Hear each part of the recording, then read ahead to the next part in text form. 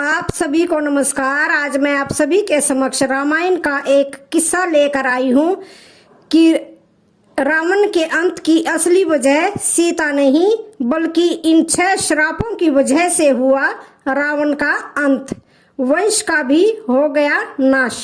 तो श्रवण करते हैं।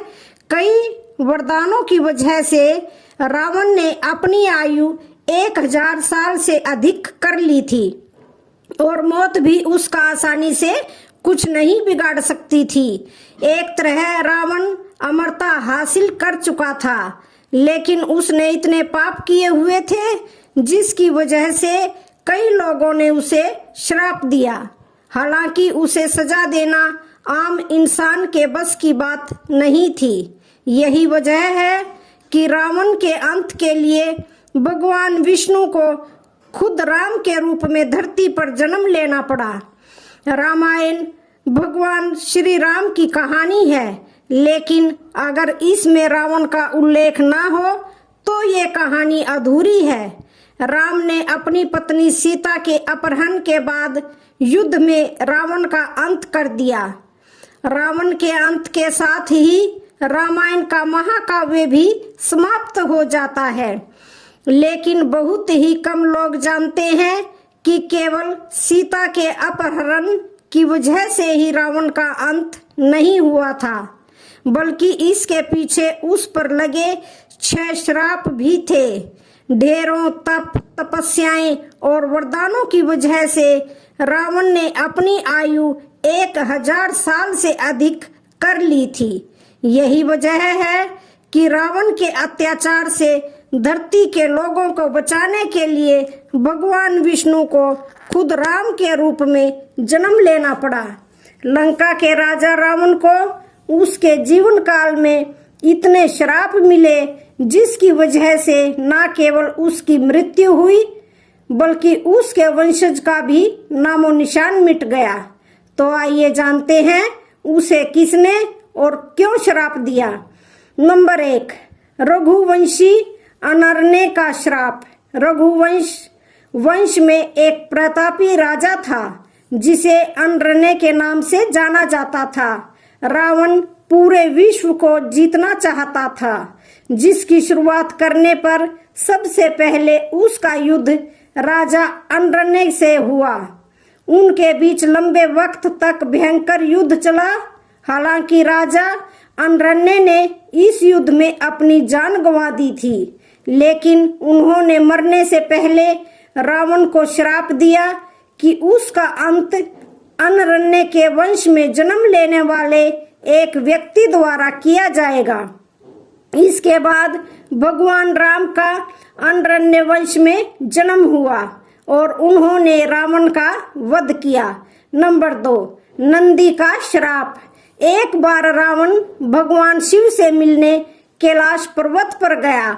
रावण भगवान शिव का परम भक्त था, लेकिन कैलाश में वो शिव के रक्षक नंदी बैल का उपहास करने लगा। नंदी कोई सामान्य बैल नहीं था, बल्कि उसके पास कई शक्तियां थी।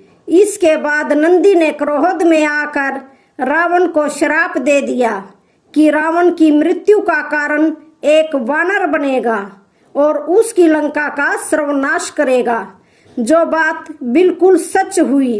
वानर रूप में भगवान हनुमान ने लंका में आग लगा दी और उन्होंने रावण के खिलाफ युद्ध लड़ने में भगवान राम की सहायता की। नंबर 3, विष्णु जी की पूजा कर रही महिला ने दिया श्राप। एक बार रावण अपने पुष्पक विमान से यात्रा कर रहा था, तब रास्ते में उसने एक सुंदर महिला को भगवान विष्णु की पूजा करते हुए देखा। वो महिला भगवान विष्णु से विवाह करने के लिए तपस्या कर रही थी, लेकिन रावण उसकी सुंदरता से मंत्र मुग्ध हो गया और वह उस स्त्री के बाल पकड़कर उसे अपने साथ लंका ले जाने लगा। उस स्त्री ने उसी जगह अपने प्राणों की आहुति दे दी और रावण को श्राप दिया कि उसका अंत एक महिला की वजह से होगा। हम सभी को पता है कि रावण की मौत भी सीता माँ की वजह से हुई थी। नंबर 4, स्वर्ग की अप्सरा रंभा का श्राप। रावण को उसकी बहू रंभा ने श्राप दिया था। रंभा स्वर्ग की एक अप्सरा थी। ऐसा कहा जाता है कि रावण की मुलाकात रंभा से स्वर्ग की यात्रा के दौरान हुई थी। वह उसकी ओर आकर्षित हुआ और उसे हासिल करने के लिए रावण ने उसे पकड़ लिया। रंभा ने रावण को चेताया कि वह उसे ना छुए, क्योंकि वो उसके बड़े भाई कुबेर के पुत्र नल कुबेर की पत्नी बनने जा रही है। रावण को उसे अपनी बहू के रूप में देखना चाहिए और उसका सम्मान करना चाहिए, लेकिन वो ठहरा रावण किसी की बात मानना उसके अहंकार को चोट पहुंचाना था। इसलिए रंभा की चेतावनी के बावजूद रावण ने उसकी बात नहीं मानी। जब नल कुबेर को इस घटना के बारे में पता चला तो उन्होंने क्रोधित होकर रावण को श्राप दे दिया कि अगर उसने कभी किसी महिला को उसकी इच्छा के विरुद्ध छूने की कोशिश की तो उसका सिर 100 टुकड़ों में कट जाएगा। नंबर 5, रावण को उसकी प्यारी बहन शूर्पणखा ने भी दिया था श्राप।